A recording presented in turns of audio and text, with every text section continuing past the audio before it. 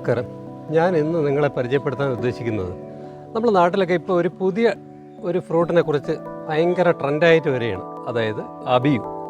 അപ്പോൾ അത് എങ്ങനെയാണ് നടുന്നത്, ആ നടീൽ രീതി, പിന്നെ അതിന് പരിപാലനം, പിന്നെ അതിൻ്റെ ഫ്രൂട്ടിൻ്റെ ഗുണങ്ങൾ, ഇതാണ് ഇന്ന് നിങ്ങളുമായിട്ട് പങ്കുവയ്ക്കുന്നത്. ഇപ്പോൾ എൻ്റെ വീട്ടുമുറ്റത്ത് ഞാൻ നട്ട് ഏതാണ്ട് 2 വർഷമായി. ഇപ്പോൾ അതിലൊരു ഫ്രൂട്ടുണ്ടായി.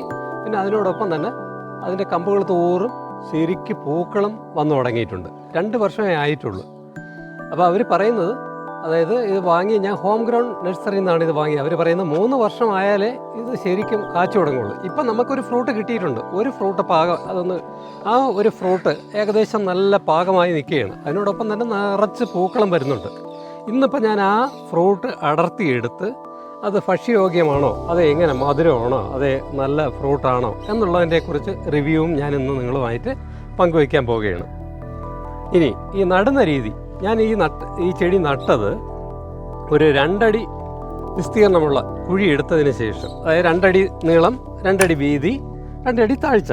എന്നിട്ട് ആ മണ്ണെല്ലാം കരക്കിട്ട് അതിൽ ചാണകപ്പൊടി, എല്ലുപൊടി, വേപ്പിൻ മണ്ണാക്കും, ഇതെല്ലാം കൂടെ മിക്സ് ചെയ്ത് വീണ്ടും ആ കുഴി മൂടുകയാണ്. കുഴി മൂടിയതിന് ശേഷം അതിൻ്റെ മധ്യത്തായിട്ട് ഒരു പിള്ളക്കുഴി, അതായത് ചെറിയ നമ്മളെ കവർ ഇറങ്ങത്തക്ക ആ ഒരു കുഴി ഉണ്ടാക്കിയതിന് ശേഷം ആ തയ്യെ പ്ലാസ്റ്റിക് കവർ മാറ്റിയിട്ട് അതിൽ ഉറപ്പിക്കുകയാണ്.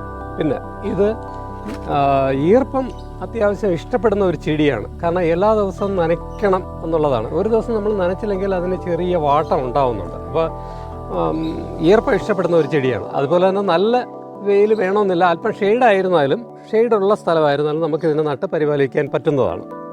ഇനി എന്തായാലും ഞാൻ ആ ഫ്രൂട്ട് അടർത്തി എടുക്കാൻ പോവുകയാണ്. ഇപ്പോൾ നമ്മൾ ഈ മരത്തിലുണ്ടായ ഫ്രൂട്ടിനെ ഞാൻ അടർത്തി എടുക്കുകയാണ്. അതിനുശേഷം അതിനെ കട്ട് ചെയ്ത് അതിൻ്റെ റിവ്യൂവും കൂടെ നിങ്ങളെ ഞാൻ പരിചയപ്പെടുത്തുന്നുണ്ട്. ഇതാണ് ഒരുവിധം സാമാന്യം വലിയ ഫ്രൂട്ടാണ് നമുക്ക് കിട്ടിയത്. ഇതിപ്പോൾ പഴുത്ത് കഴിഞ്ഞ് നല്ല മഞ്ഞ കളറായിട്ടുണ്ട്. ഇതിനെ നമ്മൾ ഇനി ഒന്ന് കട്ട് ചെയ്ത് നോക്കാൻ പോവുകയാണ്.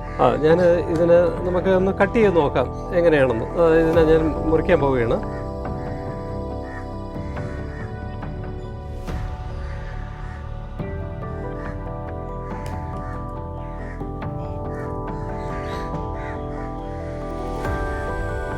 വളരെ സോഫ്റ്റ് ആയിട്ട് നമ്മൾ കട്ട് ചെയ്ത് മാറ്റാം.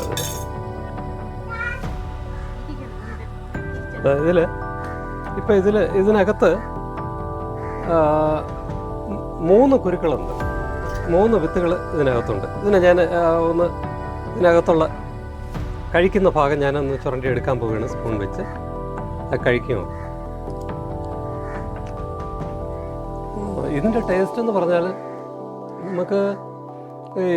എനിക്ക് തോന്നിയത് ഒരു കർപ്പൂരം അങ്ങനെ ടേസ്റ്റ് പോലെയും കരിക്കിൻ്റെ പോലെയൊക്കെ ഉള്ള ടേസ്റ്റ് പോലെയാണ് എനിക്ക് അനുഭവപ്പെടുന്നത്. കുഴപ്പമില്ല, നമുക്ക് വീടുകളിൽ നടാൻ പറ്റുന്ന ഒരു ഫ്രൂട്ടാണ് ഈ അബിയു.